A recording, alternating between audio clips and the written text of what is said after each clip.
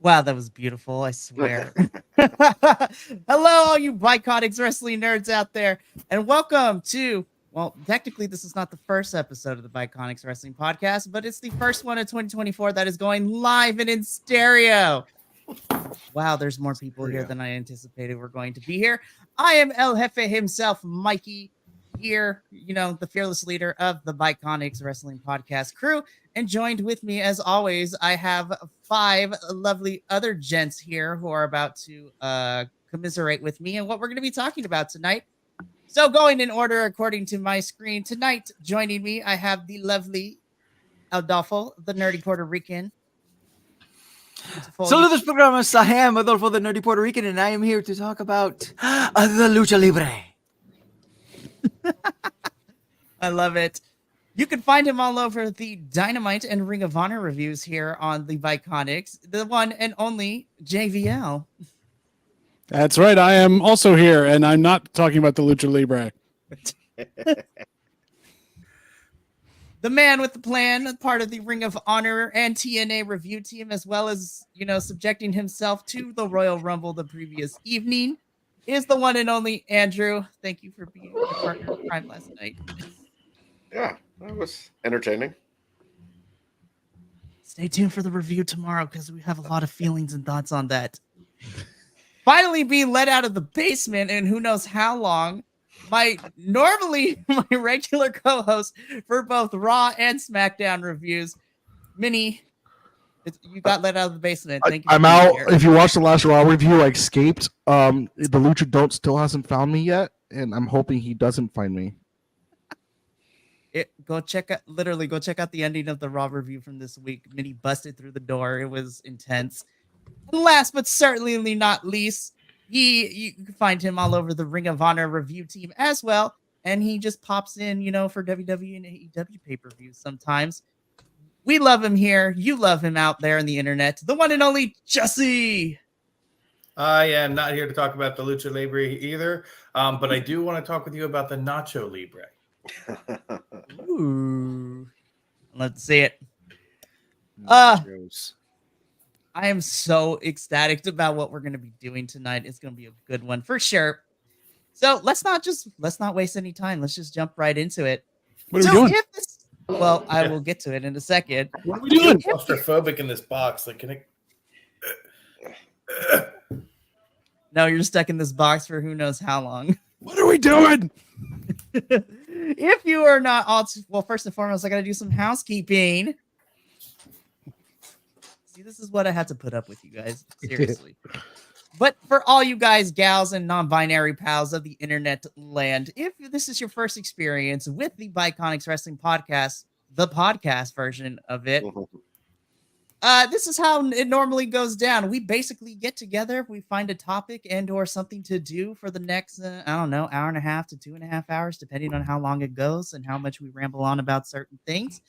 But every month we get together, we have a different topic, we do some fun stuff, and, we just do whatever we want. That's not reviewing the pay-per-views in the television series. So it's very nice for us to not have to be in review mode.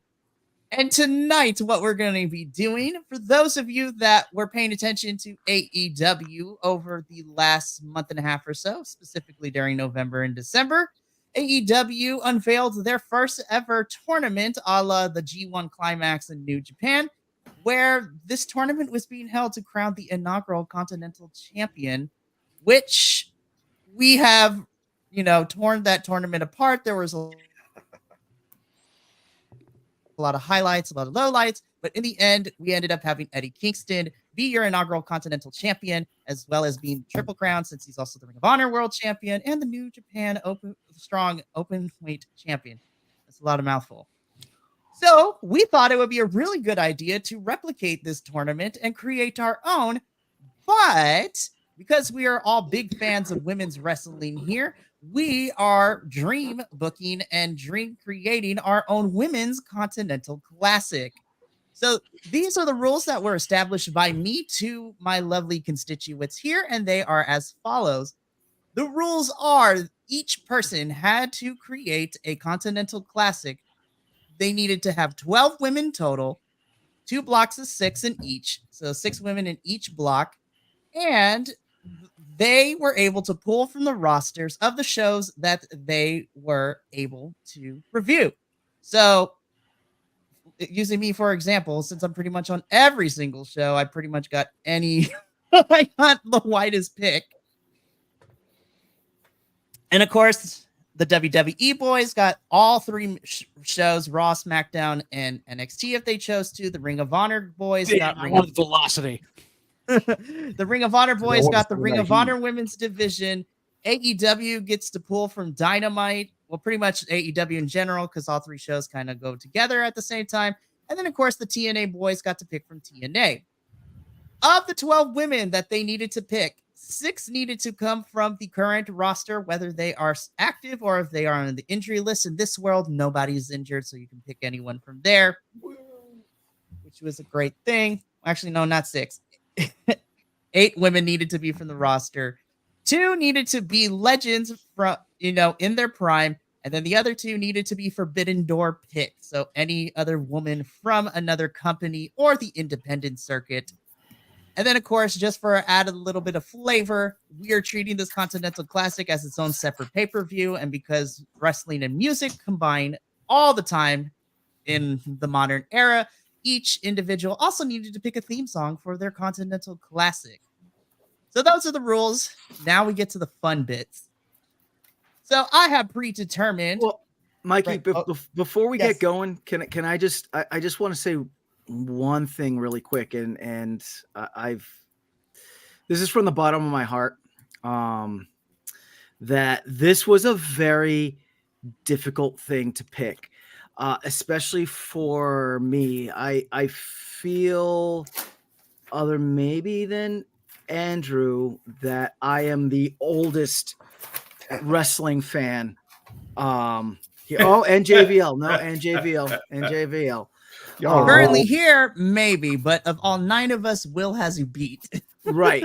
So, well, of here, but that aside, I am enamored with the way that women's wrestling is talked about and shown today. Mind you, yes, there is still improvements that need to be made, but nowadays it seems like women's wrestling can be held in the same types of conversation as men's wrestling, as just wrestling, and it's not like it used to be when I was growing up, where it was a sideshow, it was a throwaway, it was a thing. And that's what made this so hard, because like I remember watching women's wrestling growing up back in the 80s, and I couldn't remember anyone's name. I couldn't remember any of the matches, because that's what they were billed as like that sideshow, as that fluke.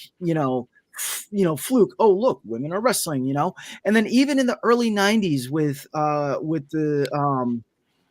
way that women were treated, it just, I feel that nowadays it is looked at more seriously, and which is great. And it shows the long path that women's wrestling has had and still has to climb a little bit. Like, I'm sure everyone's seen that TikTok that Soraya has been passing around about women's wrestling, but just the fact that we're able to have this conversation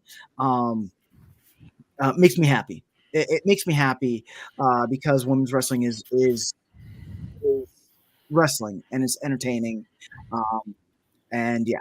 More so than a lot of the other wrestling we see on TV. Right. Yeah, exactly. So that's I just wanted to get that in there before we start rocking and rolling. Much appreciated, Adolfo. And I said it at the top of this, but I was really excited. This idea presented to us by JVL, because he's the one that gave me the idea all those weeks ago to do something like this. So this is his baby, and without the idea, I'm going to be honest, I got really, really excited. I'm really excited to give my picks, because I'm going to be going left field for a lot of these. And one of us in particular went above and beyond with everything, and is just amazing. We'll get to who that might be later. That's the closer right there. Well, Please. There's a tease. well, so that's the funny thing, right? So, as predetermined by this die that I was rolling prior to going live, I randomly selected the order. So here's how it's going to work. Each person is going to give their women's Continental Classic basically what company they chose, who are their 12 participants, who is divided into each block, and then they may go into as much or little detail of how the tournament goes. But after that, they must tell us who the block winners are, like who are the final two, what are the block finals, who is the winner of each block, and then who goes on to win the inaugural Women's Continental Classic.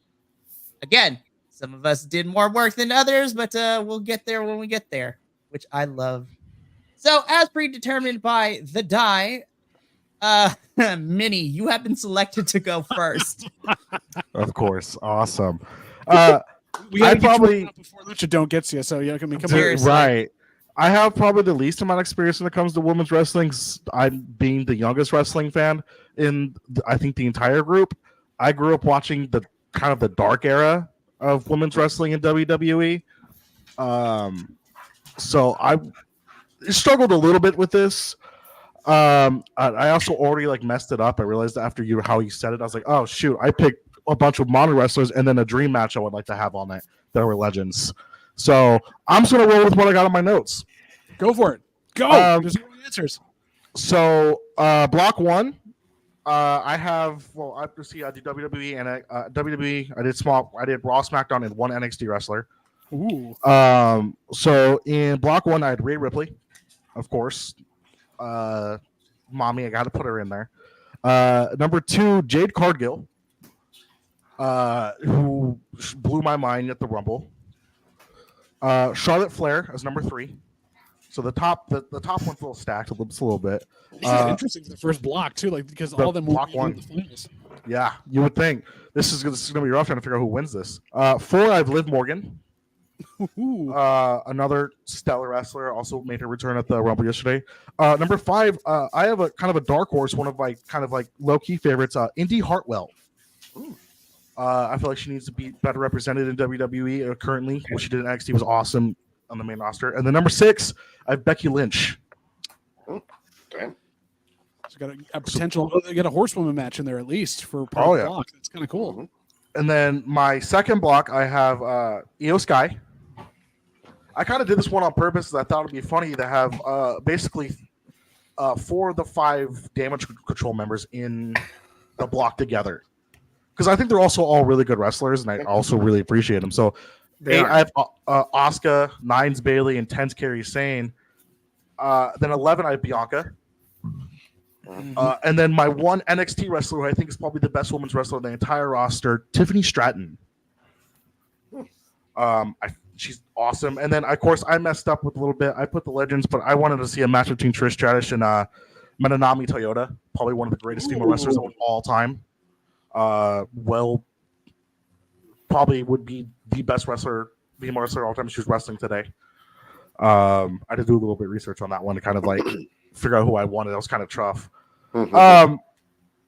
The theme song for the WWE one, I put as "Blow" by Eva Under Fire, because whoever's going to win this tournament is just going to blow up. It's going to be huge because it's a lot of star power in this one. Like, we're going to put links to these songs in the description after the fact so people can find these and listen to them. Definitely. So, Minnie, can you repeat your theme song, please? Blow by who? Eva Under Fire. Got it. Thank you. Continue. So I'm gonna go with block 2 to start with about who I think who's gonna take that one, because that one's I think probably a little bit easier to figure who's gonna win that one compared to block 1. Block 2.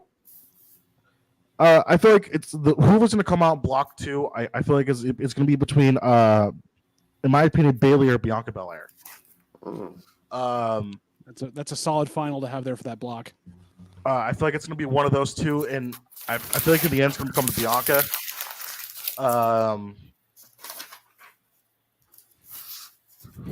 just messed up somebody's whole thing. It's not like I ripped up a page. Yeah. I feel like Bianca Belair is going to take block 2 and go on to the finals. Block one. This one's gonna be tough.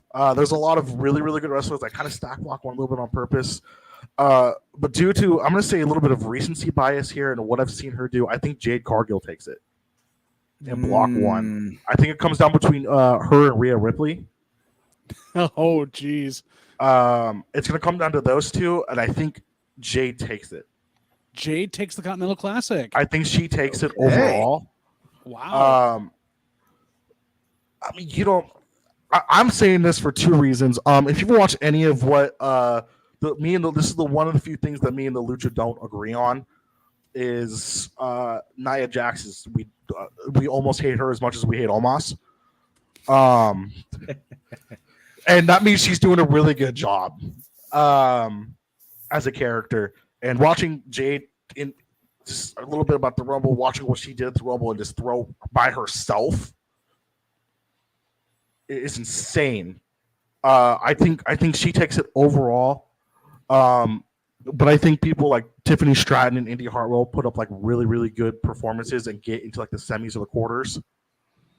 But yeah, I think that's how it would go for the women's version. And I think Manami Toyota beats Trish Stratus as well in that match. Nice, very nice. That's a thinker to think on too, because there are a couple different permutations you could have had on that entire thing that I love, and that's not the way I would have thought about that, at least in my mind. That's really cool. Yeah, it's this. Like I said, this. I had Nike sending me everything today, and I sat there for like 4 hours. It's like, how do I do this? I don't know, but we're gonna make it work. I love it. Alrighty. So unbeknownst to all of the other gents except for me, because I'm throwing a curveball at them.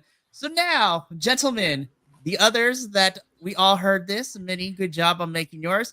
So now the panel is open. I would love to hear everyone's thoughts, feelings, cares, concerns, just what the picks of Minnie's. After each of us goes, I definitely would love to hear some feedback. So, Minnie, I love that you, of course, being the Raw and SmackDown boy that you are, I am so happy that you picked WWE because I also went WWE because I figured everybody else was going to pick the other promotions. But when I get to mine's going to be interesting.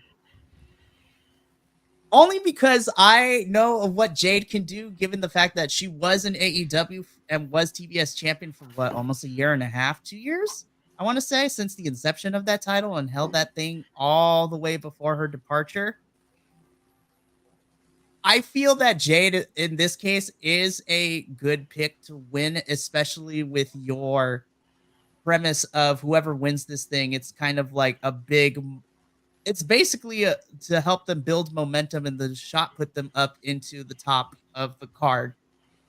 And knowing what Jade can do, I actually really like the fact that now I really want to see Jade face Rhea in real life. I want that match in reality now, which if Jade ends up going to Raw, I think that's going to be fun. But I have to say, this is a strong start, Vinny. I really enjoyed it. Not to jump in too quickly, this honestly felt to me like a Queen of the Ring that they would have built completely already. You take out the legends, like Trish could be in it, but not. And this seems like what they would do for Jade specifically. I kind of disagree with Minnie in the fact that Jade still, I mean, she's gotten better, but the fact they had to restart training her again, she still looks like she's pulling a couple punches and still trying to like figure her way out. So putting that on her, while it has been done in the past for me, I don't know if I'm ready for her to jump that high. But I feel like out of the people that you put in there was a lot of already champions in there. So unless you were going to go with another champion to get another belt, she was kind of the only option that needed this kind of boost. So I'm of two minds about it, but I thought it was an interesting way to take a look at it. I'll jump in. Yeah, I agree. I mean, I think the way you built it felt very much like what WWE would do is they put a bunch of star power. And since it is the women's, I feel like they wouldn't do this with the men's because they would risk like some of their strong men losing, in this tournament. But with the women's, I think this would really help them because you put in like basically like 10 to 12 of their top most well-known women's wrestlers. And it also seems like what they would do with Jade in order to give her a push without having to have her outright defeat a champion and win that world title right away and get a brand new title that elevates her both through the tournament and as now being this first champion of the WWE Continental title or whatever it would be. But I think it makes sense with working with the company that you were working with, and man, the star power of that tournament would be insane.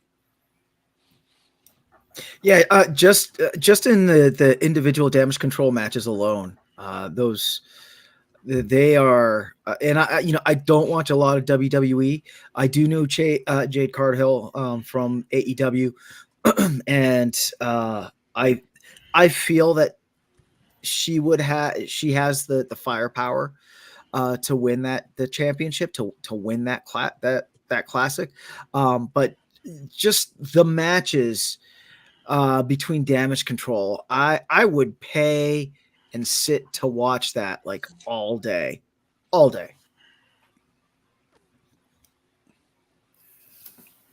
I can jump in here. I like the idea of having Indy Hartwell in there in that first block, because you could really push her and give her the underdog story that she kind of needs to get some momentum behind her, and it feels very much like a WWE thing to do, where we have this beautiful video package, give her the underdog story, have it be very heartwarming, and then she loses like pretty early on. It feels like a very much WWE screw you type thing.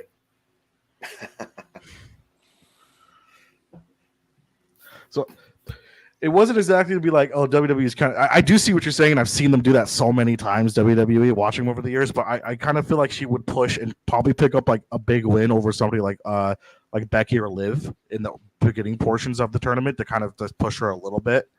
But putting her in a with this stacked first block was to help elevate her as a character that I feel like she needs right now. And it's the same putting like Tiffany Stratton down with the other block against damage control, Bianca, because Tiffany Stratton's a freaking phenomenal wrestler. Watching her matches in NXT and then watching her at the Rumble, I was like, she would have I feel like her and Bianca Belair would put on a banger of a match. Hell of a, yeah. I mean, that's coming down the pike anyways. We can see that a mile away in real life in there. So I feel like it's going to be amazing. One of the finals there is going to be amazing. I feel like it'll be her, Bayley, her, Bianca, her with really anybody on this list in general would probably put on a great match. Well done, Minnie, very much. Very well done. And for the first one out the gate, man. Well done. All right. So now we go to round 2. So Minnie's Continental Classic is done. It is in the books. And we're going to work off the assumption that this was a big success, because all women's wrestling should have big successes. Just putting that out there. So, second Continental Classic, JVL, you are up next. Oh, God. Well, first off, I just also thought of this for Minnie's because he's working with WWE. Obviously, that's Evolution 2, the pay-per-view, right? So this is the all-women's pay-per-view that goes on. That's the overarching night storyline, so we do it in one night. I want it back so bad. Since I go for AEW and ROH both reviewing, so I got to pull from both of them as my usual, and then my Legends and my Forbidden Door. My Forbidden Door were a couple of, basically almost just exclusively WWE. But so I have the Wendy Richter block, and this is going to be it's going to be Jamie Hayter, who's back from injury. Obviously, she has to be back from injury. Nyla Rose, Yes. Serena Deeb, Mercedes Martinez, Athena. Yeah. And then my Forbidden Door is Maki Ito. Oh. And my Legend is Ivory. Ooh. To put in that block. So there are a lot of cross-pollination in there. You've got a lot of different styles between technical, big person, a lot of aerial stuff. It's really cool, and a couple of big hoss fights. It'll be fun. And Ivory is a dark horse for me because she's in her prime. She was an amazing all-around wrestler. Like, take Molly Holly and then give her a little bit more technical ability, and that's what you got from Ivory, and I love that so much. So that's my Wendy Richter block, and then I've got the Rock and Robin block on the other side, and so we have that being Toni Storm, Willow Nightingale, Rachel Ellering, Billy Starks, Abaddon, and then my Forbidden Door is Tegan Knox in there, because give her a chance to do something, obviously, and my Legend is Bull Nakano. I want to see Bull Nakano in her prime take on Willow Nightingale. Like, that is a match I would dream of just because of the amount of power in that thing. We get out of that. And so in the Wendy Richter block, our final is Athena versus Jamie Hayter in that rat. And then in the Rock and Robin, it's Billy Starks versus Willow. We get to our final. It's Jamie Hayter versus Willow, which is our version of the meat slapping meat thing. And Willow picks up the Continental Classic because Willow would go over Jamie Hayter in that respect and take it on and be a very good ambassador. And she now would have basically almost the triple crown of all women's wrestling inside this company. And that's where I'm sitting with that. That's what I want to see. I love it. And my theme song for it is "Fall Behind Me" by the Donnas for this entire event. Nice. All right, gentlemen, the discussion is open. What do we think of JVL's Continental Classic? As the fellow AEW statesman, I'm ecstatic that you have Willow as the winner, but also kind of surprised that you would have Willow take the Continental Classic. Not saying that, I mean, she won the Owen Hart Open, right? So, you know, we know that she can win. Just especially with the especially up against Jamie Hayter, and then some other women that are coming back from, like Britt Baker, who's coming back from injury, hopefully sometime soon. We miss you, Britt. To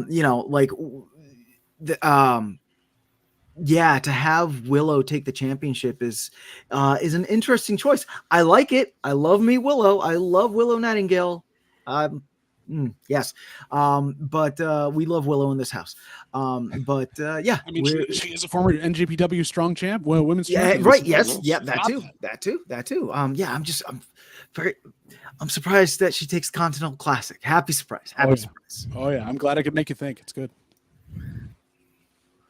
I could see where Adolfo thinks that Willow is a surprise, but then if we factor in everything that she's accomplished this far, not just in 2023, but the second half of 2022 as well, I feel it's long overdue, especially if we're looking at the landscape of the AEW and Ring of Honor women's talent. I think Willow is one of those newer in the company that I feel like paying dues is a term I don't like to use a lot of the time, especially in this context.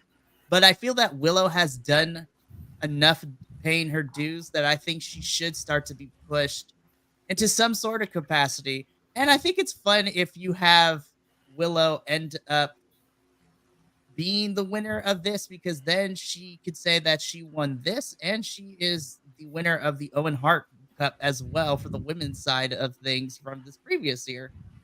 So I love my girl Jamie Hayter, and as much as I would love Jamie to win this thing, I think Jamie is in a position where losing to Willow does nothing but continue to build momentum. And I think of the two, I think Jamie would be fine losing to Willow in this capacity because they're both equal. As JBL said, women slapping meat onto each other is going to be a beautiful thing. I just want the sheer ferocity that I know this match is going to give us, because both of them are well-rounded.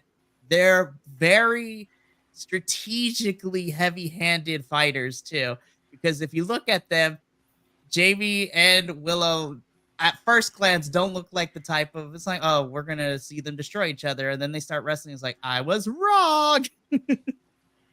So I actually enjoyed it. I think Willow winning does make a lot of sense. I'm sorry to my person that they didn't win, but obviously having them in the tournament also works because Abaddon is obviously higher up on my list. So I have to say, first off, that I enjoyed it because you picked two entrants that I also picked. That one of them I was surprised by because I picked this person and another person because I didn't think they would be picked by anyone else. Wavelength. Yeah. But with this, I think it's similar to Minnie's pick with Jade winning the WWE one. For Willow, I feel like this is exactly what it should be. Like it's a good push for her. And she's also someone who has wrestled in Ring of Honor, AEW, New Japan. So it fits right in with what they did with Eddie and the men's.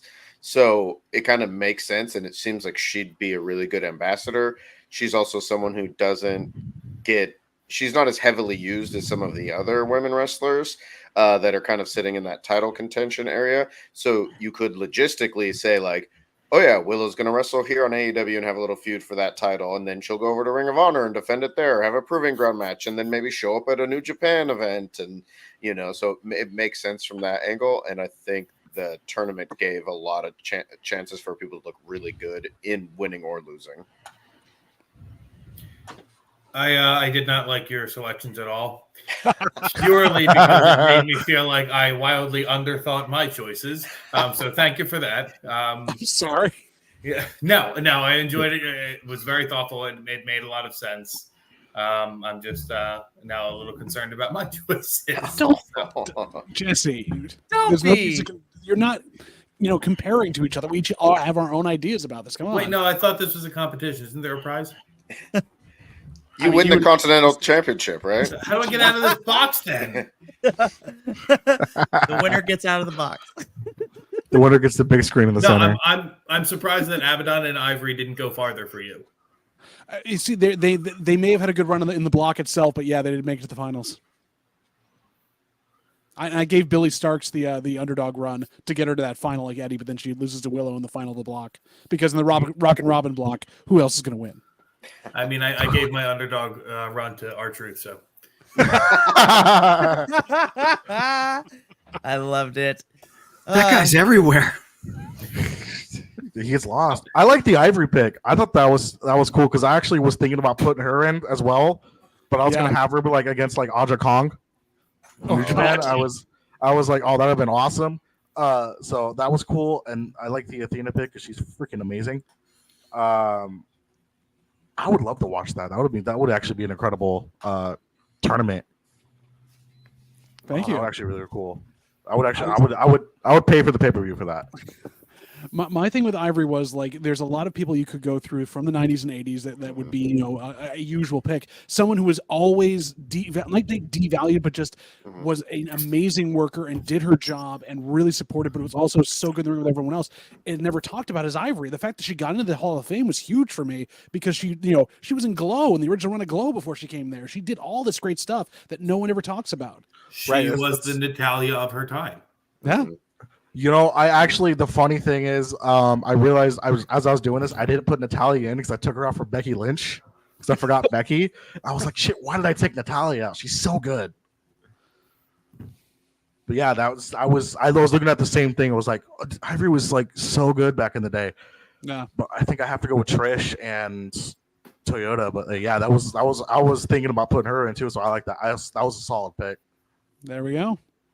I think the beautiful thing of this whole thing, whether it's the legends, the Forbidden Door picks, or the rosters of women that you're using, is I feel that at one point all of us ran into the same problem where there's so many good women's wrestlers. Like, how do we narrow it down to just the 12? And I feel that in this day and age, we're spoiled for choice across all other promotions, and even not even counting all the independent ones too, as well. It's like there's so much women's wrestling. I'm just like, it's a beautiful problem to have, in my opinion. Seek it out and watch it. It's much better than the men's right now. Honestly, like I would even say 10 out of 10 times the women's wrestling ends up being my favorite part of any TV show or pay-per-view that we cover across all the brands. I mean, Athena is about to have back-to-back year feuds, like builds that just dominate Ring of Honor. And they're amazing. Athena's carrying all of the men and women's division for Ring of Honor right now. She is the Ring of Honor world champion, not women's world champion, just straight up world champion. Yep. Both show. All right. Well, I'm in the middle of this, figuratively and literally. Ooh. So the dice has decided that I go third now. So this is where I isolate all my constituents and pretty much a bunch of people on the internet because I also went WWE for mine because I knew everyone else would pull from Ring of Honor and AEW and TNA. But I got a little specific. I went into this with the mindset of, because Will is not here, I am going to be the embodiment for both of us. And my Continental Classic is made up of most of the 8 women from the roster. I solely chose NXT women to represent in this Continental Classic because I think that the Continental Classic, to me, in my version, is supposed to showcase the future of the business, in this case with WWE. And I think that between the 8 women from NXT that I chose, the Legends, and the Forbidden Door picks, I think it's going to be a lot of fun. And I went into the mindset of what I think would make good storylines over the course of this Continental Classic. So my writer self was what was at the forefront for this. I get a very philosophical when it comes to these things. If you saw the Forbidden Door episode, or you listened to that one or watched it, you know that I'm very methodical when it comes to this. Andrew got to peek inside of my brain with that one, so that was a lot of fun. The way that I broke up the blocks this time is that I used the goddess Minerva as the example, and thus, from a philosophical and a historical standpoint, helped me divide them into the blocks as well. So my roster for the Continental Classic, the 8 women that I chose from NXT are Cora Jade, Roxanne Perez, Gigi Dolan, Nikita Lyons, Fallon Henley, and Thea Hale are the women for NXT. My 2 legends are from WWE in their prime, Trish Stratus and Mickie James. And then my Forbidden Door picks from TNA, Jordan Grace, and from AEW, La Mera Mera herself, Thunder Rosa. There's also going to be a thing where a good chunk of these picks I also picked because I want to represent my Latinas in wrestling too, which is very important to me. Representing the blue Concord, not the blocks, kind of inspiration from Minerva and just the, regality and the grace that comes with the goddess Minerva. In the blue Concord, it is Cora Jade, Roxanne Perez, Gigi Dolan. I forgot. Tiffany is in here too. I was like, why am I missing somebody? So in the blue Concord, it's Cora Jade, Roxanne Perez, Gigi Dolan, Tiffany Stratton, Thunder Rosa, and wait, that's my old one. Hang on. I changed out Trish for Beth Phoenix because I was like, I miss Beth. I want to see Beth wrestle. We're off to a great start. Oh, Mikey. This is my turn, okay? So Cora, Roxanne, Gigi, Tiffany, Thunder, and Beth are in the blue Concord. And then in the gold Concord is Nikita Lyons, Fallon Henley, Kalani Jordan, Thea Hale, Jordan Grace, and Mickie James. There's a reason I put Jordan and Mickie in there because I just want to see them fight one more time. I'm going to get a little bit more detail with this. The main storylines going through this Continental Classic are as follows for me. In the Gold Concord, the biggest 2 stories to come out of this is Jordan Grace is going to be dominating that Concord, only due to the fact that these NXT girls have to give it everything they got to go up against the juggernaut herself, Jordan Grace. And so she's going to have a dominating performance. But the other story to come out of this is the underdog card that I gave for the Gold Concord in Kalani Jordan. She is fairly newer to NXT, but she has risen up through the ranks. And now this is a big proving ground for her of whether or not she is going to be part of the upper echelon of the women's division in the future. And she has a pretty good showing. In the blue Concord, the 2 main stories going through this is, first of all, well, 3 actually. Beth Phoenix coming back in after all this time to see if she still has it. So that's her journey throughout this whole entire thing. I also have Thunder coming back in from injury, doubting to see if her in-ring ability is just as good before her injury. And also testing herself against some unknown opposition, given that she has not faced any of these women before. And my underdog pick for the Blue Concord goes to Roxanne Perez. Being one of the youngest of the whole entire tournament, between her and Cora and Gigi being those three, and basically all these girls in their 20s, Roxanne has a lot to prove, especially, since joining NXT. Her biggest merit to this date was being the ROH Women's Champion at 1.2, and then losing that title, signing to NXT, and then coming in and having a run that it is. But now that she's had a couple of years in NXT, this is her time to prove to those watching the Continental Classic that she deserved to win that NXT championship when she did, and to prove to everyone that she still has it. Because right now, and I'm pulling from real life circumstances, the internet has turned on Roxanne for some odd reason, and I don't understand why.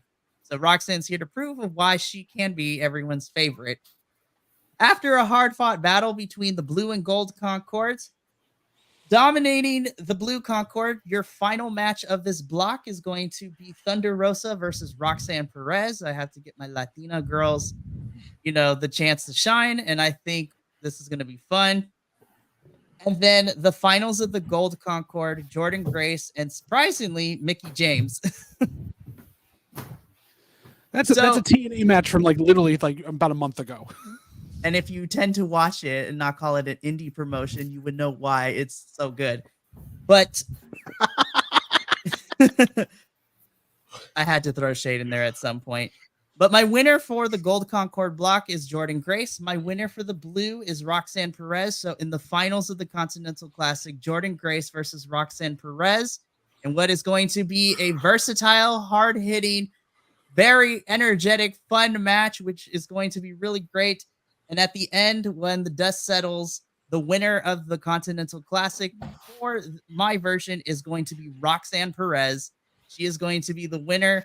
And last but certainly not least, while this whole tournament is going on, my theme song is going to be Sensitive by Honey Revenge, one of my favorite female-fronted punk bands right now, thanks to the internet. But that is my Continental Classic. Now I open it up to the panel to rip it apart. That was horrible. No, I'm kidding. Totally.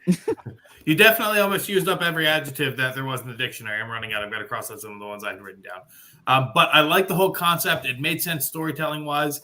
I like seeing Jordan Grace as the Forbidden Door go further into it than just, she got some points. I really enjoyed it. I thought it was well thought out. Oh, totally. Yeah. Go ahead, Andrew. Go. I do have to say, Mikey, no Gail Kim. See, I thought about it too, but if I'm going to be completely honest, had I used the TNA women's roster, I would have picked her because I don't want to give WWE any kudos for having Gail Kim on their roster because they treated her horribly and TNA treated her so much more better when she moved over there. So if I had to use TNA as my women's roster, for sure Gail Kim was going to be the legend for TNA. And to be honest, I associate her amazing work with TNA more than I do with WWE, unfortunately, because again, WWE treated a lot of their women's legends really bad during that time, which makes me upset.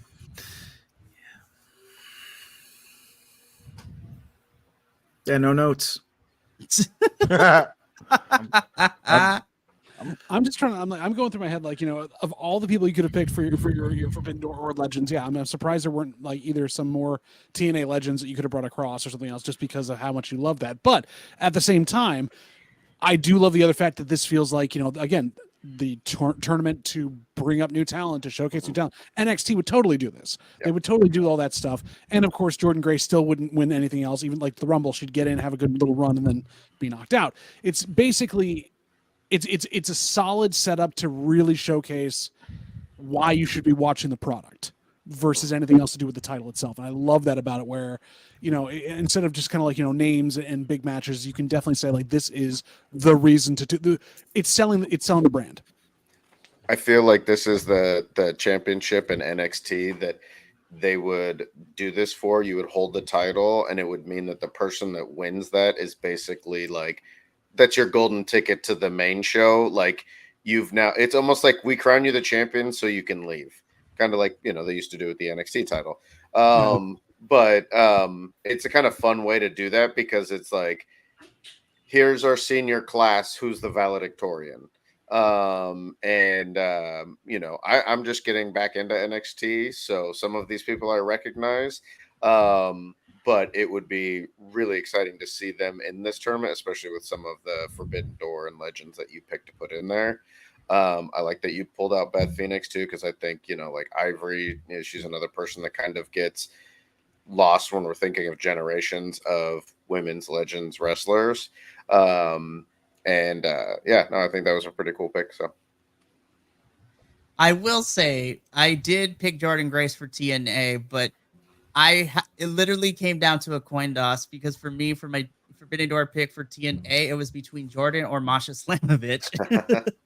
I was like, if I'm thinking of the current knockouts division right now, even including all the new signees they had, I was like, if I wanted a knockout to represent TNA, I was like, yeah, Jordan or Masha would be the best pick, because they're pretty much they're pretty much identical, part of the same coin as well. They're both powerhouses. Masha's a little more violent, yeah. but it literally came down to a coin flip, because I couldn't choose between the two of them, and it just happened that Jordan won that coin flip. I was kind of surprised you had your Forbidden Door and your Legends picks go so far and haven't beat all your little NXT girls that you love so much. Mm-hmm. But I do I do like the Roxanne Perez pick, the win. I almost put her in mine as well, because I think what she's been doing, watching her, what she's been doing in NXT, she's been balling out down there. And that is a stacked NXT roster for your women. I do like the storylines, and I kind of like it's pushing the talent to get ready for the main roster. And hopefully, with how everything is going, they maintain that momentum going into the main roster, and it continues to show like whoever wins this is not just your average WWE wrestler. This is a star that's coming in, that's going to make a huge splash in the big that is Raw or SmackDown. And that's why, obviously, because Will's not here, so I had to represent the NXT boys between me and him as well, because we both review NXT. But one thing that, and I'm kind of going back on what I say on the reviews too, is that NXT, by all definition, is your developmental, because you're bringing in people newer to wrestling, or younger talent, or young independent talent as well, because NXT pretty much has an open door between your regular, collegiate athletes. You have some smaller independent names, like Roxanne has made a name on the independent circuit, went in Ring of Honor during, when the world shut down as well. She held it down as the women's champion during that era as well. And it's essentially your developmental, but I also wanted to take the opportunity to use this as a showcase, because these women will eventually end up on the main roster, whether it be SmackDown or Raw. And NXT essentially is, while it is developmental, I also consider it a third brand. And it's not because I review the NXT shows and the pay-per-views, but a lot of the times, because they have the drive to show what they can do, not just the women, but the men too. NXT's pay-per-views end up being some of my favorites, because I don't want to say main roster talent. There's a sense of complacency with the matches that we get sometimes on main roster for the pay-per-views, because they made it to the big leagues and some of them have been there for a while. The NXT men and women have a lot to prove. They have a big chip on their shoulder, because eventually they want to end up on main roster, but they also want to show out that NXT needs to be considered a third brand and not just developmental. So a lot of the women that I picked from the NXT roster,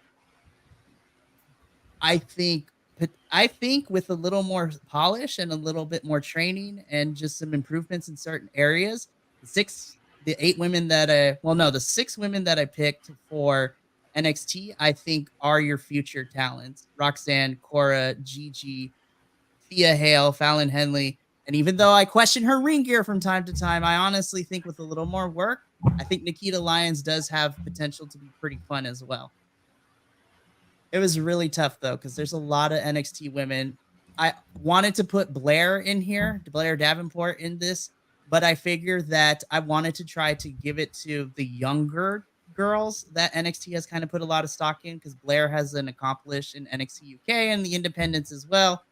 And then, of course, I refrained from choosing champions. Otherwise, if she wasn't champion right now, I definitely would have thrown Lyra Valkyria into this mix as well, because I think she's also a phenomenal talent. But because she is currently NXT Women's Champion, she's going to be set. She's going to be fine.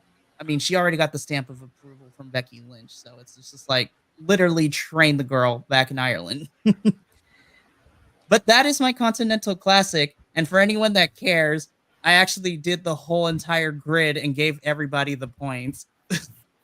So at the end of the tournament, supposed to? I mean, it was kind of yes and kind of no, but really quickly, and this is where everyone's going to turn on me on the internet, but in the Blue Concord, the final total is that Cora Jade got 0 points. Roxanne got 8, Gigi got 4, Tiffany got 2 points, Thunder got 9, and Beth Phoenix ended up with 7. So your top 3, first place of the block was Thunder, second was Roxanne, and then Beth ended up in third. And funny enough, Thunder and Beth's match was the only tie in that block, because I couldn't pick. And then in the Gold Concord, Nikita Lyons ended up with 6. Fallon Henley ended up with 2. Kalani Jordan ended up with 6. Thea Hale got no points. And Jordan Grace got 9. Mickey James got 7. So Mickey and Jordan's match in the block was the only one that ended up in a tie as well. So therefore, that concludes my presentation on my Continental Classic. Thank you for coming to my TED Talk. Shawn Michaels, if you're listening, please, I have great ideas. Ava Rain, give me a call. Now that, yeah, Ava Rain as general manager is still a thing I'm trying to get used to. Nepotism. No, I was kidding. I love you, Ava. Don't hurt me.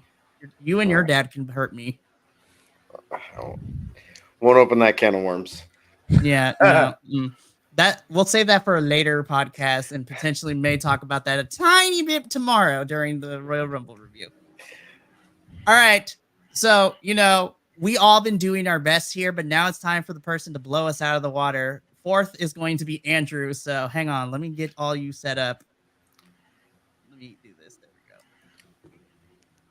All right, Andrew. I also have your slideshow. So whenever you need it, just let me know and I will put it up. But go for it.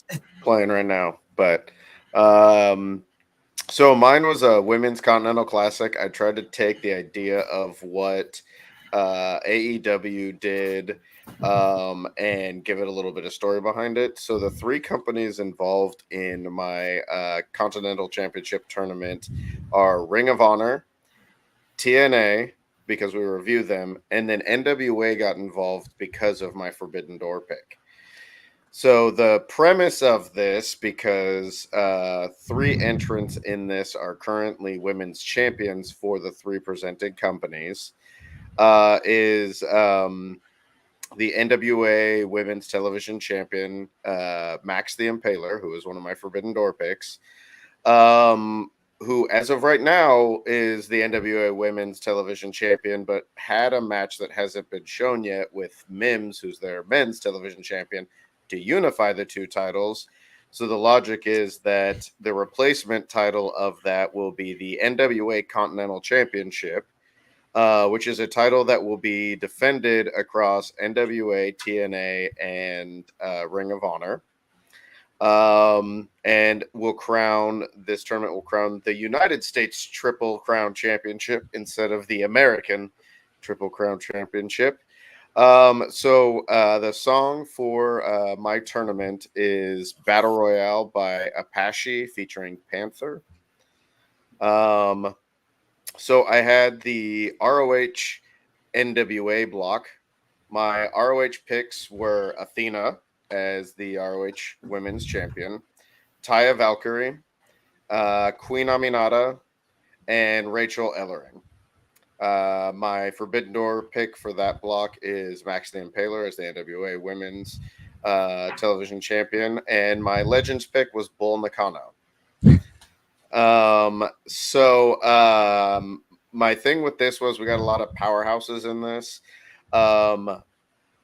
In last place was Rachel Ellering, who picked up one win and a tie against Bull Nakano, because I figured those two just threw each other around and beat the crap out of each other for the whole time limit, and really showed what they could do. Queen Aminata and Taya Valkyrie came in next with 6 points, so 2 victories each. And then Bull Nakano had 7 points with 2 victories and a tie, leaving Max the Impaler and Athena with 12 points because they only suffered 1 loss. Max's loss was against Athena, which I feel like there were probably some shenanigans involved in there. And then Athena's only loss came against Taya, because I figured that was a nice bump for where Taya is and all that. So the finals for that were Max the Impaler rematching against Athena. And we'll get into my final pick after I show you my NWA, my TNA and AAA, because they do have a partnership now. So they're able to use wrestlers from each other's company. So that enabled me to bring in a AAA person as a TNA person. So my picks were Jordan Grace, Kylan King, Masha Slamovich, and then coming over from AAA to TNA was Sexy Star 2. Not the problematic one, at least not yet. My Forbidden Door pick for this was The Beast from Women of Wrestling, so WOW. And then my legend was Medusa, also known as Alundra Blaze. As a kid who grew up, especially in, leading into the Monday Night Wars and everything, she's just iconic when I think of women's wrestling, and she's also someone that doesn't get talked about as much. And then happenstance, when I was looking through pictures of all these performers, I found quite a few with her and Bull Nakano, like more recently, which Bull Nakano is super pretty. Like, I mean, wow. And in really great shape still. Like, I mean, dang. So in this block, we had the bottom one going to Medusa. She picked up 1 victory over Sexy Star, which was probably the first match in the tournament, and then she got shut down. The next was Sexy Star, who only picked up 2 victories, but would get a good showing. Tied in the next spot would be Masha Slamovich and the Beast, who both had 2 victories as well as a tie, which was against each other, because I thought that would be a nice strong woman fight. And then we had the tie for the finals was Jordan Grace and Kylan King, who tied each other as well in their first match in the tournament, and then rematch in the finals to see who would go on for the final for the Triple Crown. And in my finals, I had Jordan Grace versus Max the Impaler. And because of the nature of this tournament going into this matchup, Jordan Grace is the TNA Knockouts World Champion, and Max the Impaler is the NWA Women's Television Champion and the NWA Women's World, or the Ring of Honor Women's World Champion. So she went in with both those titles. Whoever comes out with it walks out with 3 shiny new belts, very similar to Eddie Kingston. And my big winner of the tournament, coming out with the NWA Continental Championship, is Max the Impaler.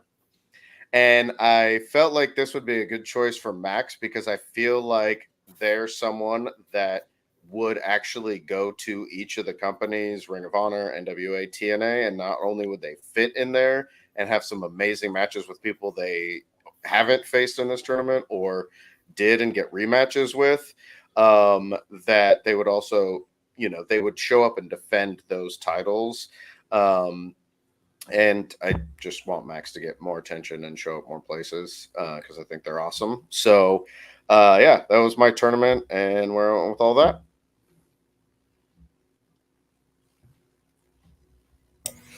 Wow.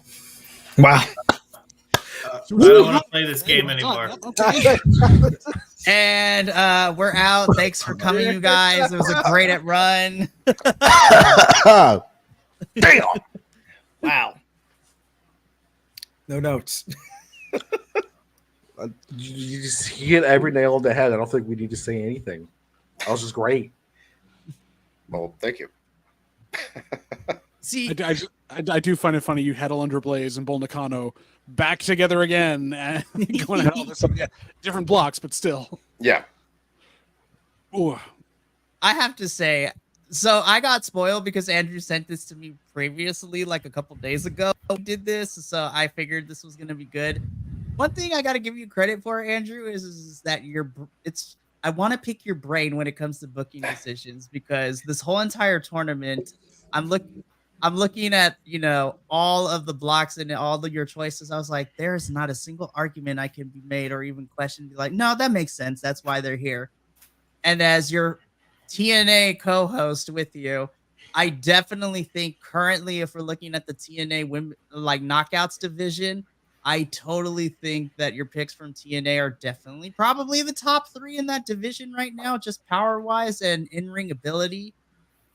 It sucks that we're going to be missing Kylan King for a year due to an injury, but I'm hoping for a speedy recovery and she returns sooner than that. And I mean, come on, your Ring of Honor picks, man, so beautiful to watch too. And of course, Athena would enter in this tournament and just dominate most of it too. But of course, nobody is prepared for Max Baylor. No one. So it's nice to see them pick up, win that block. And just in my head, Jordan versus Max is definitely. Yes. I mean, we got a little preview of it at Victory Road when those two fought each other, and I was just like, give me 5 more minutes of that, because they went about 15-minute match. Oh, it would be so beautiful. Good job, Andrew. Thank you. You are awesome. I liked it. Good night. I was excited to share this. This got me really got the creative juices flowing. So that's why I kind of went crazy with all the graphics and everything. When you have time, they're great. Yeah, no, they were great. That's okay. I feel like this needs to have My Way or the Highway playing on the graphics now. I love it. And also, Andrew gets bonus points for me because anyone who loves good electronic dance music, electronic dubstep, whatever, Apache is one of my favorite artists right now that combines the electronic with the classical instruments too, which is so beautiful. So you get bonus points for me. All right, so now go ahead, Andrew. Oh, I was saying, I had to. I love Apache. Yeah, great music options.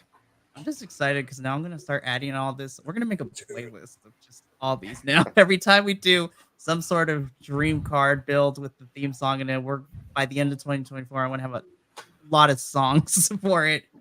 This will just be the Continental Classic playlist.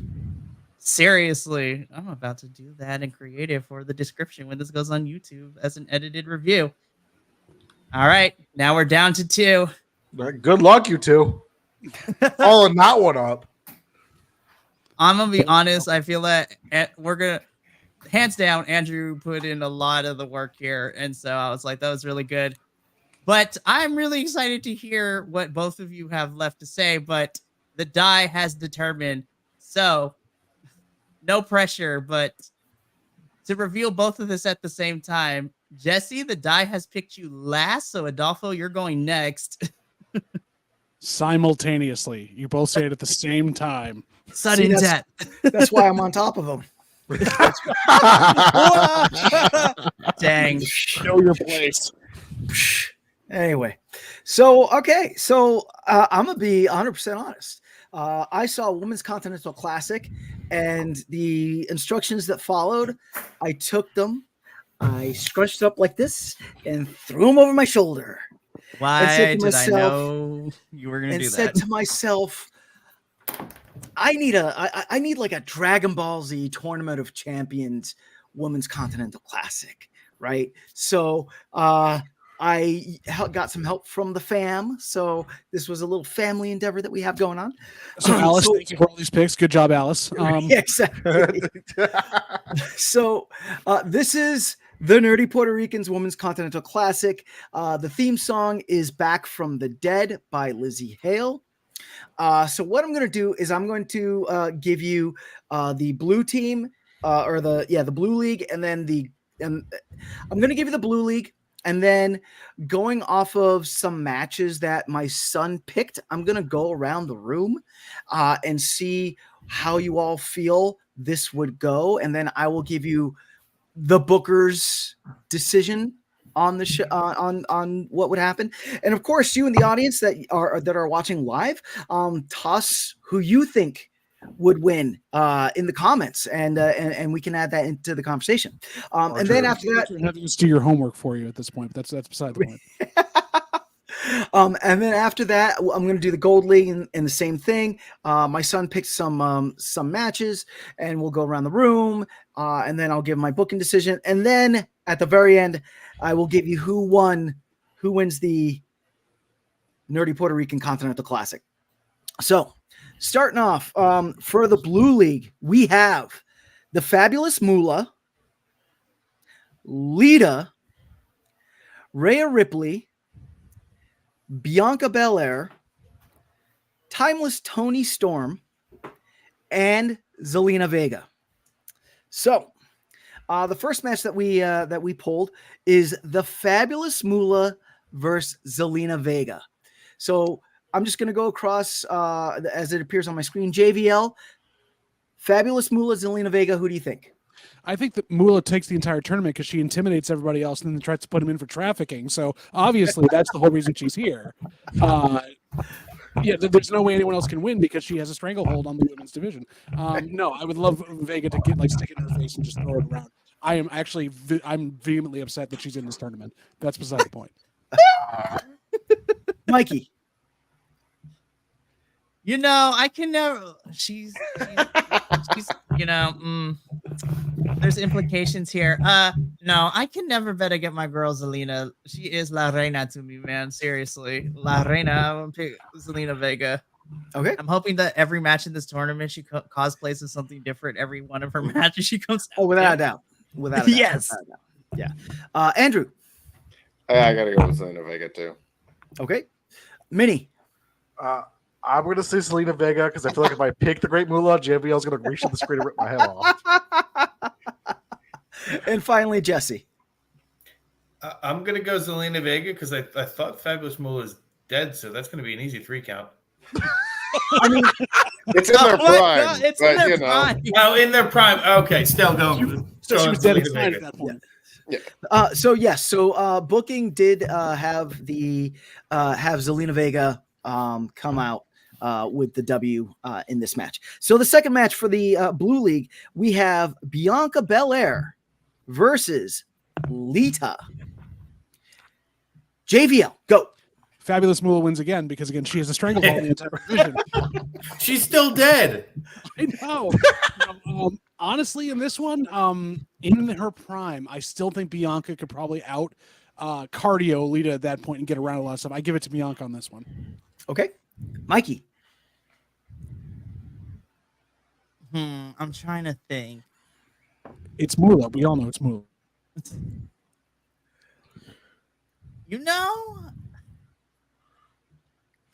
I can't bet against Bianca. I can't.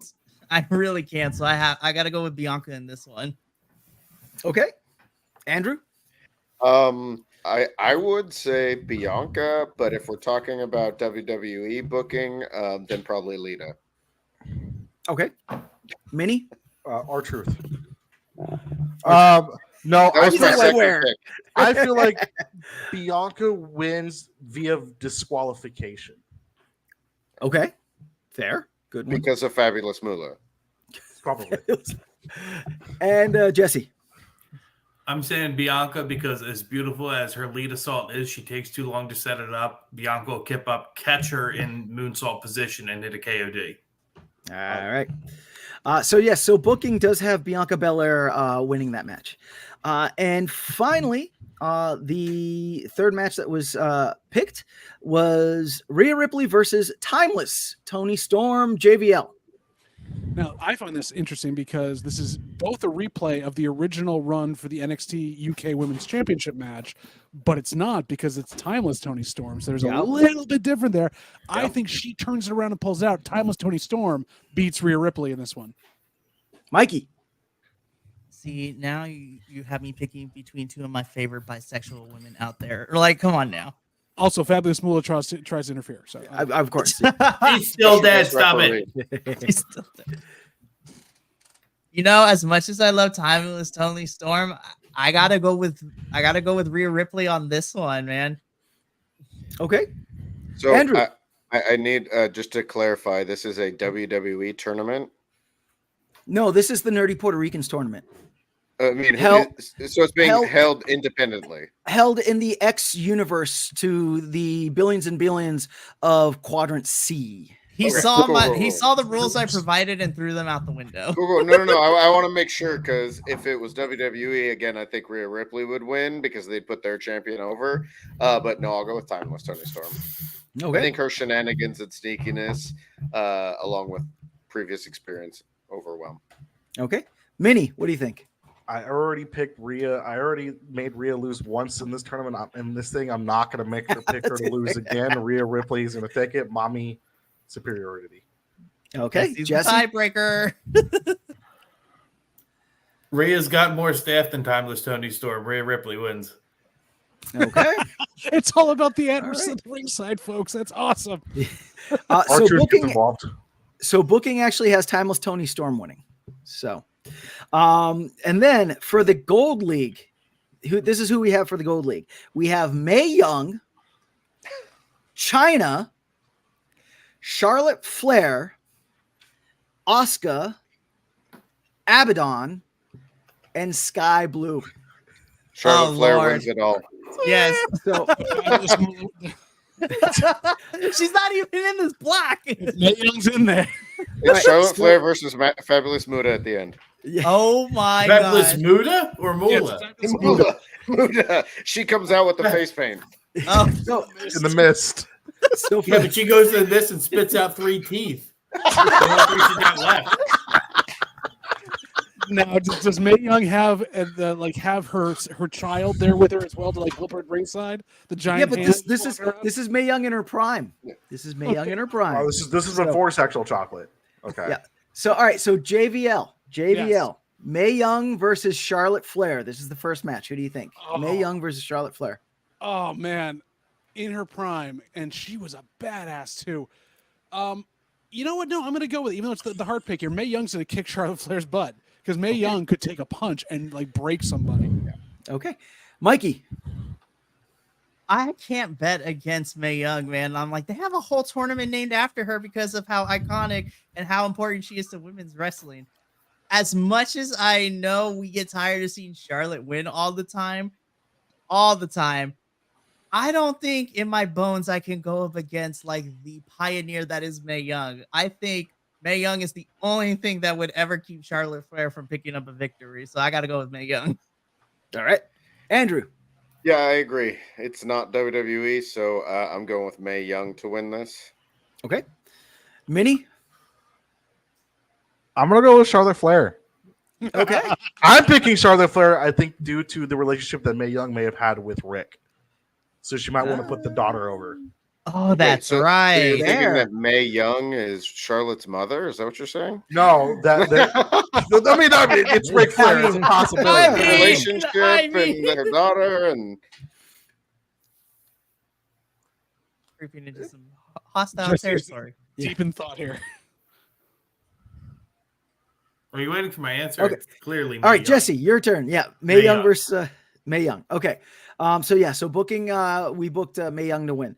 The second match, we have Asuka versus Abaddon. Why did you do this JVL. to me? Go.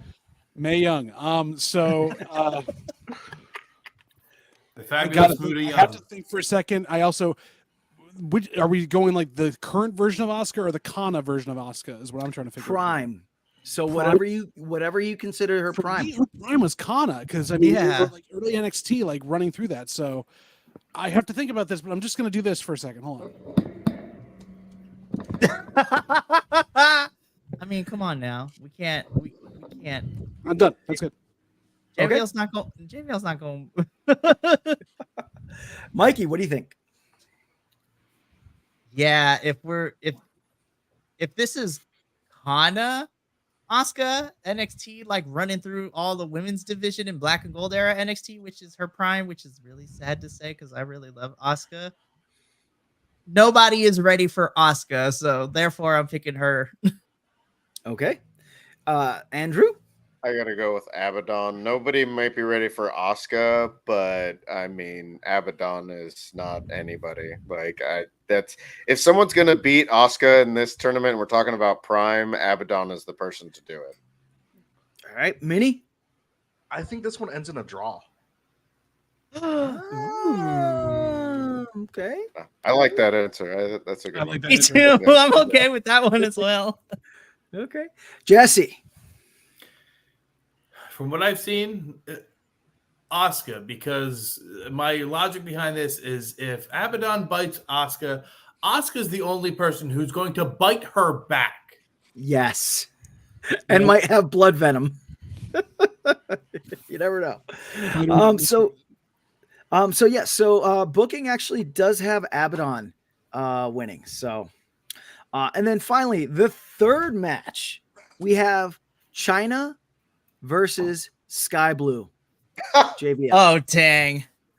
See, there's two ways you can go about this though. There really are, but I'm sorry. Like I liken this to what Sky Blue went through recently with a couple of the other bigger people on the roster and everything else, where she's kind of still in that realm of getting beat up quite often. China's going to run through her and probably injure her in the process. Oh no. All right, Mikey. Yeah, as much as I dig Sith Blue, I have to go with China. Like, it's China. It's China. Like, come on. Asia. Andrew. Yep, China. Minnie. China. And Jesse. Sky Blue. China's big and strong. Hold on. China's big and strong, but she's stiff and can't move. Sky Blue's got the agility. She plays the cat and mouse game. I see an upset. Doesn't she also have missed now too? So she could Yeah, use that to her Yes, and advantage? she has missed now too. Yep. Booking went with Jesse on this, and Booking went with Jesse on this, and we got Sky Blue Nice. pulling it out over China. So after the tournament, in the final match, we have Timeless Toni Storm versus Mae Young. JVL, go. Oh gosh. Okay, this is like the best outcome ever. The promos alone. Yes. Yes. Mae Young in her prime is in black and white. That's all we see of her now. And Toni Storm could insert herself into it and be in the same time period. I would just pay for that. Like I said, Mae Young is tough as nails. She, went through everything that could have been thrown at her. I feel like in this thing, though, Toni Storm is just devious enough and just knowledgeable enough of how to turn everything up in the modern style to take Mae Young down. I give to Toni Storm. All right, Mikey. So I look at this match as the potential to tell a really great story throughout this whole entire thing. And with this current, final match, there's a possibility for a story to go any which way. I'm going to stick with the trope that Timeless Toni Storm's character and Mae Young are very similar in just the way that the presentation works too. In a very weird way, I think this could work as a passing of the torch. So I'm going to pick Timeless Toni Storm to win, and Mae Young passes the torch to Timeless Toni Storm to carry it on forward into the future of women's wrestling. The hand becomes a butler. Andrew. First, I like the idea that they would both come down in black and white, and then right before the match starts, they announce that we're doing the official switch over to color, like they did back in the day, and we get that Technicolor kind of quality to it all. And then throughout the process of this really good match, Mae Young comes out, Fabulous Moolah comes out to interfere. But the swerve is she costs Mae Young the match because Toni Storm's also devious and uses that, shenanigans to pick up the win. And she does pick up the win to become the champion. I love that you think Moolah would help anybody. Oh, no. It's more to hurt Toni Storm than to help Mae Young. It's just if she's got to pick between one of them, that's who she would try to, but she just end up screwing her over. So, Minnie. I feel like if this is the finals of a tournament like this, it'd definitely be some sort of Extreme Rules match, and I feel like Toni Storm would win after putting Mae Young through about 4 tables to keep her down because Mae Young will just not stay down. Last one's a flaming table with tacks underneath it. Right. Yes, and some Toni cinder Storm would blocks. do that. She would do that. Cinder blocks for And, good measure. And finally, Jesse. What do you think? I like Mitty's idea about the Extreme Rules match, but I could see this being more of an I Quit match. Mm. And I never could see Mae Young saying I quit, so I'm going with Mae Young. Okay. All right. I'll be honest. I didn't pick a winner. I wanted to see what you all thought. So we did do your homework for you. It looks like, You lied to me, and I'm just kidding. it looks like that we're leaning towards Timeless Toni Storm. But I would really like to hear what you in the audience, what you would think. Timeless Toni Storm versus Mae Young. Chime into the comments. Let us know. Seriously. Way to tease. Adolfo, you tease. We end it open so you can create your own ending. Otherwise known as procrastination. Everyone loves those movies. Why did I get the sneaky clue? Why did I get the sneaky suspicion that when I laid out these rules, I looked at who was in this group chat. I'm like, I could see like 1 or 2 people throwing out the rules that I made out the window. And sure enough, Adolfo was one of them who threw the rules out the window, which is okay with me. And we're done. Sakabo. Somebody said Little Jimmy wins. Little Jimmy wins.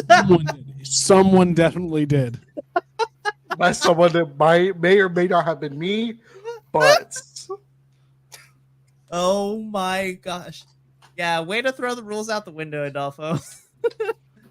But no, that's a lot to process. if anybody would have been able to follow up the amazingness that was Andrew's presentation, it would have been Adolfo doing this. So that was Adolfo is his whole entire tournament is the embodiment of chaos, and I'm kind of here for it.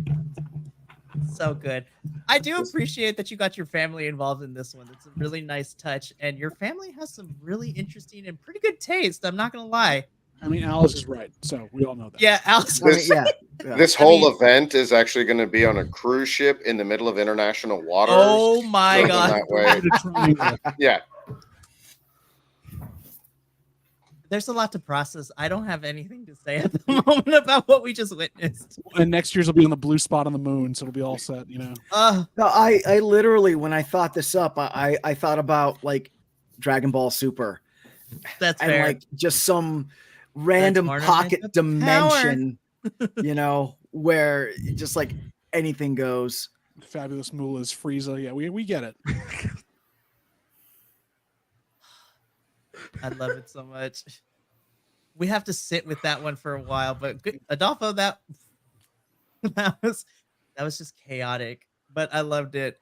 And now we're gonna have to sit with that one for a little bit. All right.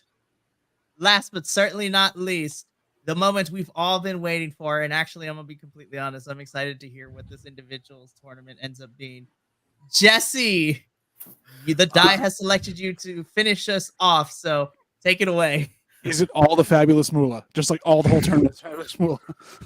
And Mae Young's hand. No, I would destroy any of your expectations here. So I did wind up doing like 2 or 3 versions of this because I was like, cool, I got it done. And then I get a text from somebody that's like, wasn't it supposed to be this many people? I was like, I don't know. So I'm doing both. So I'm going to go with a list that's a little bit larger. So it's instead of having, blocks of 6, it's blocks of 8. So there's 4 extra.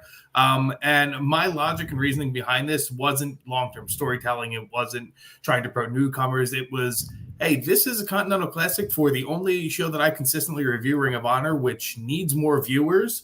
How are we going to get people watching this program and watching this product? And so that's kind of where this came from. So for the current talent I have in here for my first block, I've got Athena, Mercedes Martinez, Layla Hirsch, Willow Nightingale, Taya Valkyrie, Robin Renegade. Hold on. Justice for Robin. So we know who the Jay Lethal of this tournament's going to be. Dang!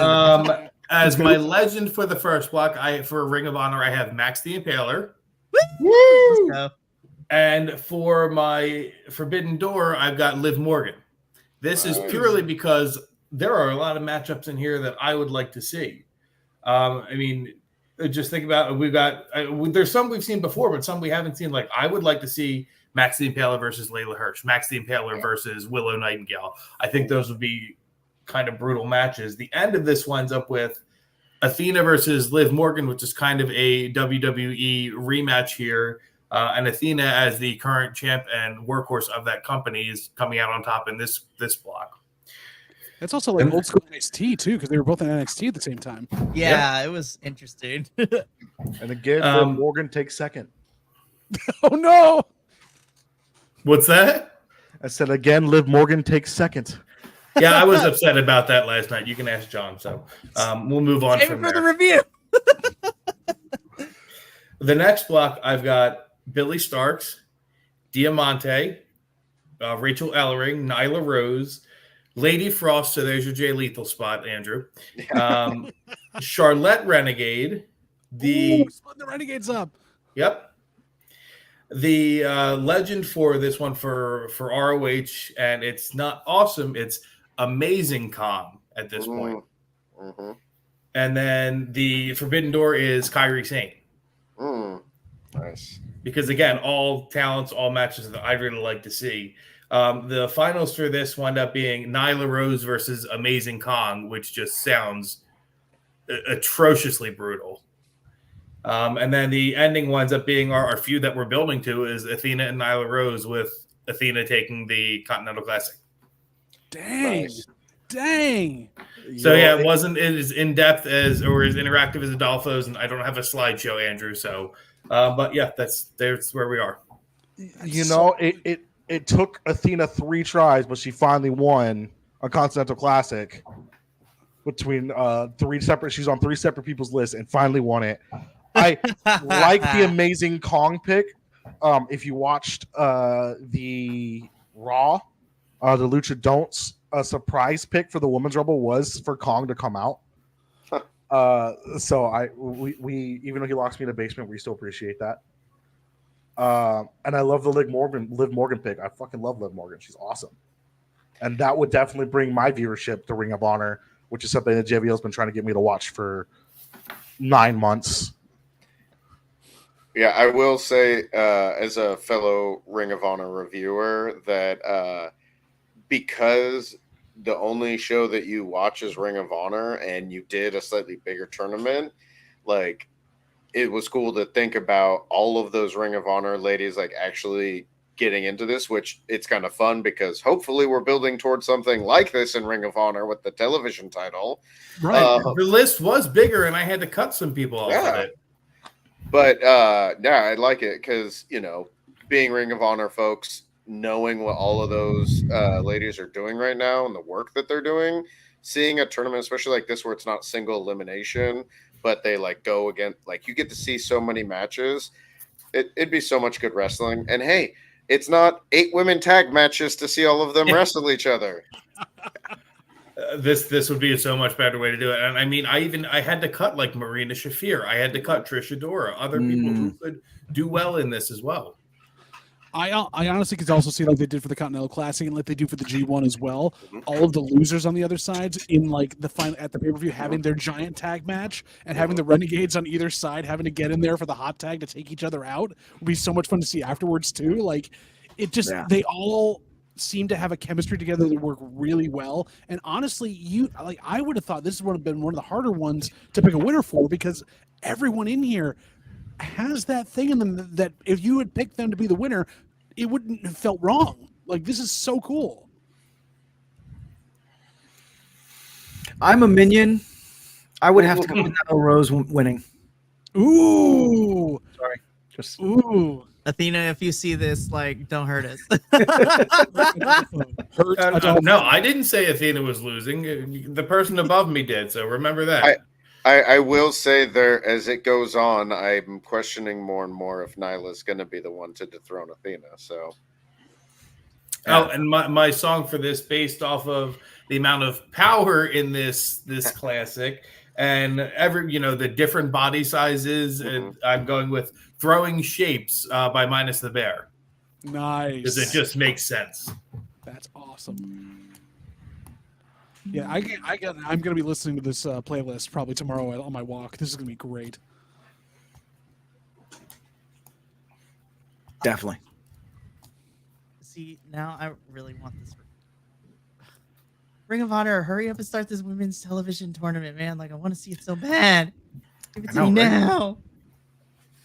Oh, my goodness. No, just make like the Continental Classic tournament, but for the television title, and give us all these matches. Like, it's already set. Jesse's booked your thing for it. Come on. Yeah. I mean, seriously. I've done the work. Hey, major wrestling promotions, you should hire us as promoters and writers and stuff. No, I'm dead serious. I'm dead. Oh, and hey, Mikey, look, I did the block too. I did the homework too. He showed us work.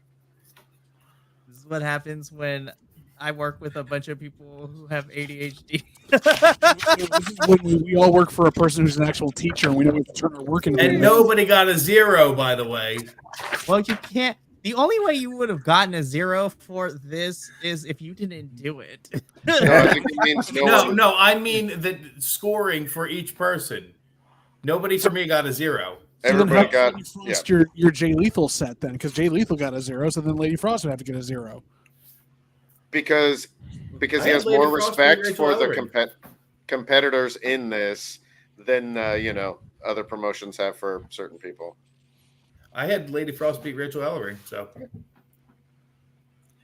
Wow. That's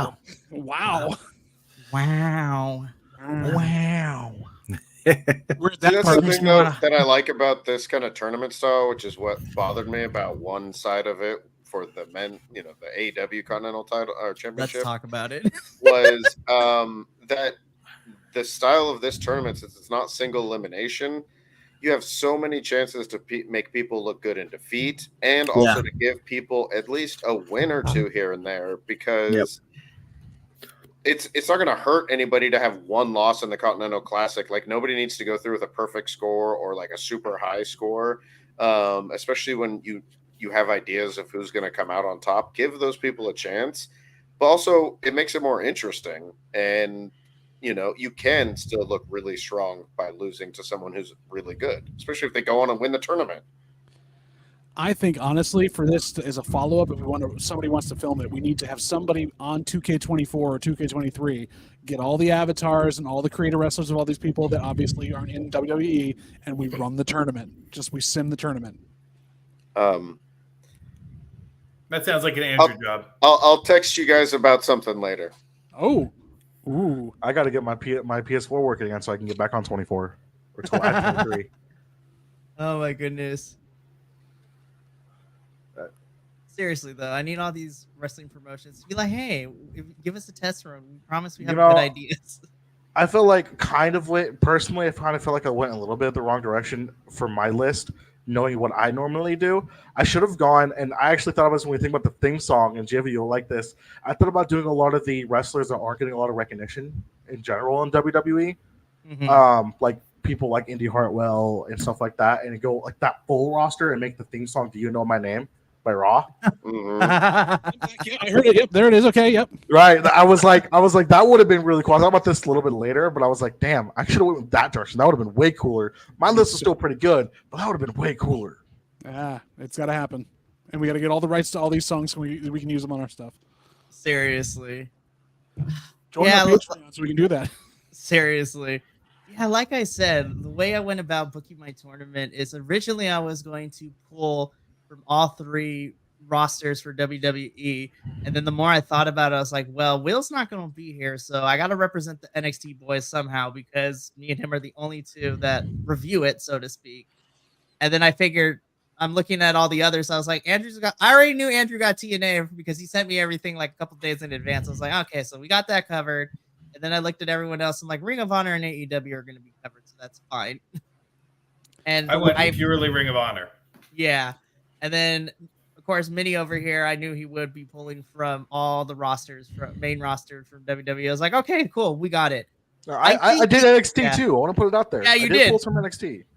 I mean, yeah. I do like, Mikey, that you went for NXT mostly for yours because, like you said, we didn't have anybody else that was going to do that as much. And it meant for sure that you were going to have, even though, Minnie, you did pull some people from NXT, you had, so many of the big stars from the main roster. And then we had a lot of the people who are at the top right now in NXT. It was cool to see everyone across that gambit of what WWE has for talent in their women's divisions across all three shows. Yeah, I really enjoyed that everyone's classic was vastly different. I don't like some of us didn't even follow the rules.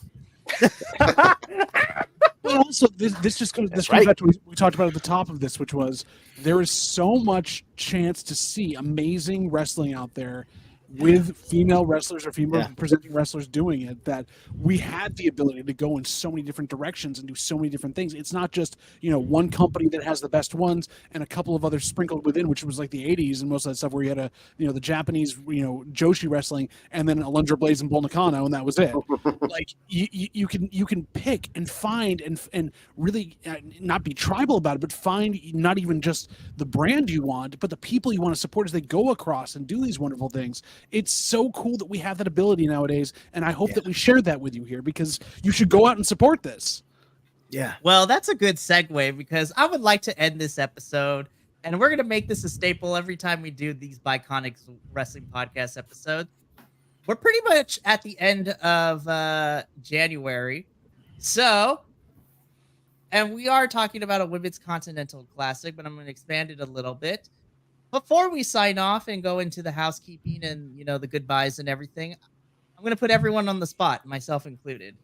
I would like to hear in order to kind of also do our due diligence and to introduce fantastic wrestling matches to those who be like, hey, I've always wanted to watch professional wrestling. There's a lot to offer. Like if we were to create a starter kit of matches that, everything, because there's been a lot of wrestling this month already. Just on the weekly TVs and the pay-per-views as well. So somewhere we're going to say, hey, what are some of your matches you would recommend, watching from January 2024? What would that match be?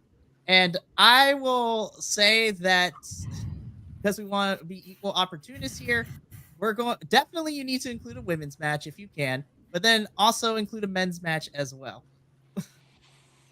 On the spot, trying to remember an entire month's worth of wrestling. I'll with ADHD I'll start people. It. I got this. I'll start it. I know. Is it our truth? No, absolutely. Anything that God, it's Ivar that's done in WWE in the past month, and anything the recent push for the women's tag team championship with Piper Niven, and that too, Green, and Chelsea. Kaden, and then with the Kabuki Warriors, anything that they've been doing the past month has been fantastic on Raw and SmackDown. I'm so happy that the women's tag titles are actually a thing now. And even though their reign was short, Kaden and Katana did a lot in their short reign. And honestly, the match with the Kabuki Warriors was fantastic. But even the rematch they had against Chelsea and Piper was really good too. And the first match the match that they won it was really good because I wasn't even expecting him to win. But then, of course, everything that Ivar's been doing has been something that a man of those men of those sizes should not be doing. Ivar versus Bronson, Ivar versus Otis, even Ivar versus Tozawa have been good matches. That was so good. Both of them have been really good. He's been doing a fantastic job. He needs to be pushed way more within the company. He's been fantastic. I've got mine if you're ready. Do it. Go for it, Jesse. Women's match, the Taya Valkyrie Renegades 6-person tag match. I don't even remember who the opponents were at this point. Lady Frost, Kira Hogan, and Layla Gray, I believe, or was Red Velvet, one of the two.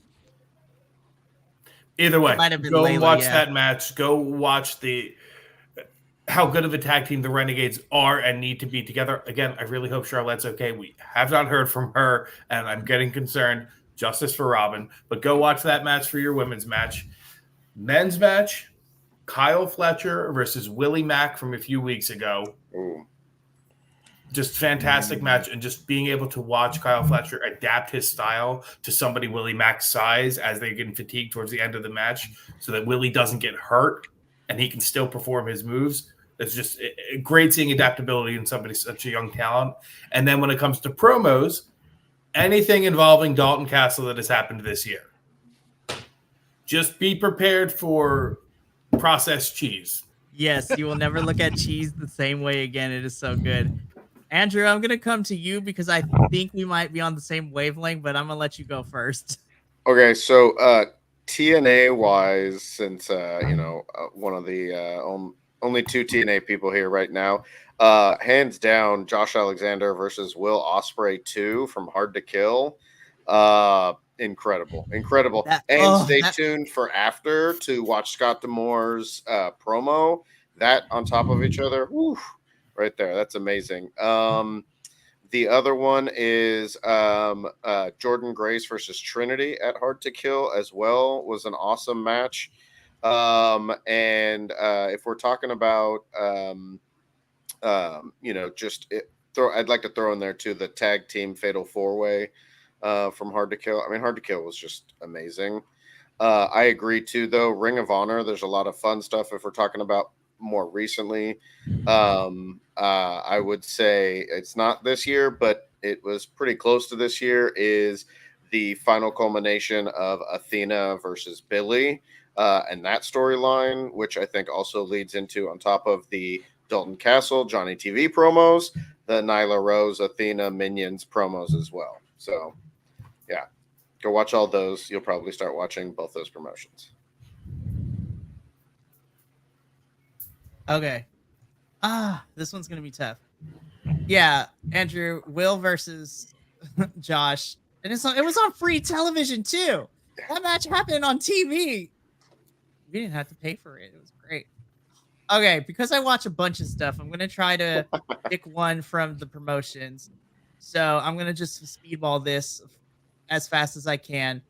TNA-wise, Josh Alexander versus Alex Hammerstone was, if you want to look for slapping meat matches, like that match was brutal as all hell.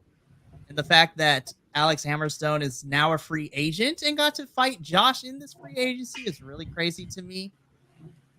As far as women's wise from TNA, I mean, Jordan versus Trinity is up there. But one that was pleasantly surprising to me was MK Ultra versus Decay for those tag titles. Even though that match was only like 7 minutes, the fact that we got the Decay girls coming back and then MK Ultra of just how violent Killer Kelly and Masha Slamovich are was really, really fun. WWE wise, I'm actually going to give it to Ivy Nile versus Rhea Ripley for the championship at day one. I think this was a good showcasing for Ivy Nile. And man, Ivy goes for the crossbody and Rhea Ripley just headbutts her in a beautiful spot, which was so good. NXT, let's see. Kabuki Warriors versus Kaden Katana SmackDown, easily my match of the, for the month for SmackDown. NXT, I can't believe I'm saying this. My NXT match of the month is actually going to be one of the matches in the Dusty Cup tournament that's currently going on. Baron Corbin and Braun Breaker versus Nathan Frazier and Axiom actually was really good and really decent. And even though this is technically cheating, Dijak versus Eddie Thorpe in an NXT Underground match was also fantastic as well. And that's one of my staples. And honestly, my favorite AEW match comes from our little Rampage. And even though it was only 8-9 minutes, it was still one of the funnest things to see because both wrestlers have similar. Chris Statlander versus Queen Aminata was my favorite AEW women's match. And then my favorite men's match, honestly, I'm going to give it to Joe versus Hook. I was pleasantly surprised with that match for the AEW championship. And then, of course, me and JVL reviewed New Japan Wrestle Kingdom. My favorite match of that whole entire thing, if I'm going to be obvious, is no-brainer. Okada versus Danielson was art. It was art. My second runner-up was Sonata versus Tetsuya Naito because Naito finally got the big one. There's a lot of good wrestling. It was so good. You want to go JVL or? It's up to you, Adolfo. What would you like to do? We're the last two. I doff my cap to the Igata. Oh. Well, if I'm going for like in the last couple like month, and I have to pick something from Dynamite, unfortunately, to get people to look at because Dynamite's been kind of down for most of this month. It's been kind of sad to watch. If you can go back and watch Swerve Strickland versus Daniel Garcia, that on pay television. Between the interference with Nana, the way those two work together, and giving right after the Continental Classic, he's got to get his win back from Danny Garcia. It's a great way to get into that type of stuff. Kind of second only to the most recent Trip Arena and Cassidy versus Commander and Penta, which was really, really interesting. Women's match, I could say like you're not going to find a bad women's match on most of the nights you go to ROH or stuff like that when you look at it that way.